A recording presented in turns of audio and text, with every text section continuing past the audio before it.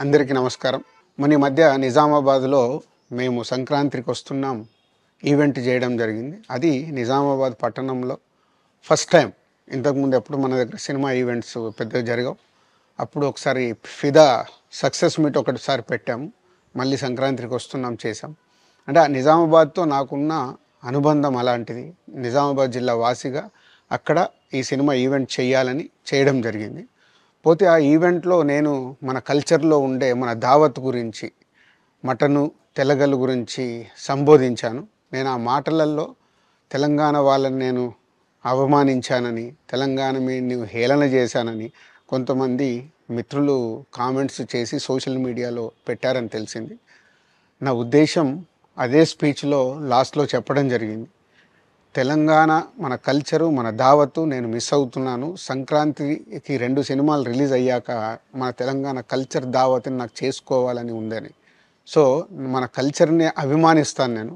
అదే అర్థం చేసుకోకుండా దాన్ని కొందరు సోషల్ మీడియాలో రాద్ధాంతం చేస్తున్నారని తెలిసింది. నిజంగా మీరందరూ ఆ మాట వల్ల ఏదైనా హర్ట్ అయి ఉంటే నన్ను క్షమించండి. ఎందుకంటే నా ఉద్దేశం అది కాదు. ఎందుకు చెప్తున్నానంటే నేను నిజామాబాద్ జిల్లా బాన్సువాడలో ఫిదా అనే సినిమా షూటింగ్ చేసి ప్రపంచవ్యాప్తంగా ఆ ఫిదా సినిమా ఎంత అప్లాజ్ వచ్చింది.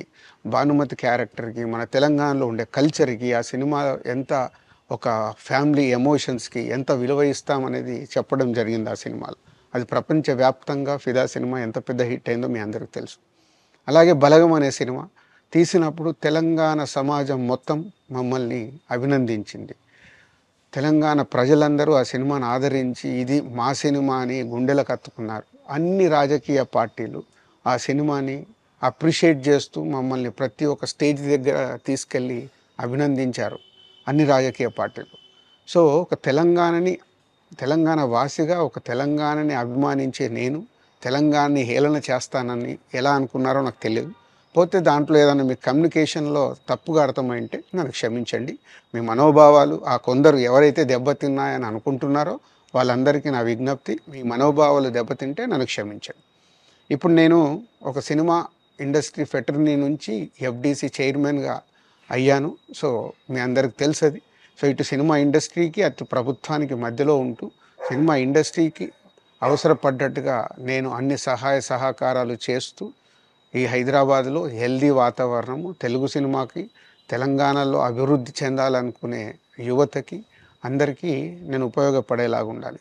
మొన్న అలాగే పవన్ కళ్యాణ్ గారు కూడా చెప్పారు. యూత్ చాలా ఉన్నారు. వాళ్ళందరికీ కూడా సినిమా ఇండస్ట్రీలో ఇష్టం ఉన్న వాళ్ళని అప్‌గ్రేడ్ చేసి చేయాలని. ఆ ప్రభుత్వంతో కూడా అక్కడ సినిమాలో కావాల్సిన అందరినీ డెవలప్ చేస్తూ వాళ్ళందరూ మళ్ళీ తెలుగు సినిమాకే తెలంగాణలో నేర్చుకున్న, ఆంధ్రాలో నేర్చుకున్న వాళ్ళందరూ తెలుగు సినిమాకే ఉపయోగపడతారు. సో, అందరికీ తెలంగాణలో ఉండే అన్ని రాజకీయ పార్టీలకి నా విజ్ఞప్తి, నన్ను రాజకీయాల్లోకి లాగకండి. అలాగే ఎఫ్‌డీసీ అనేది కూడా సినిమాకి ఉపయోగపడేలాంటి అభివృద్ధి పనుల గురించి అవే చేస్తాను తప్పితే అది రాజకీయాలకు సంబంధించింది కాదు. ఎఫ్‌డీసీ గానీ, నేను గానీ సినిమాలకే ఉపయోగపడతాము. ఇది అన్ని రాజకీయ పార్టీలు అర్థం చేసుకొని ఫర్దర్‌గా నన్ను ఇలాంటి అవసరం లేని వీటిలోకి లాగకూడదు అని మీ అందరికీ, అన్ని రాజకీయ పార్టీలకు నా విజ్ఞప్తి.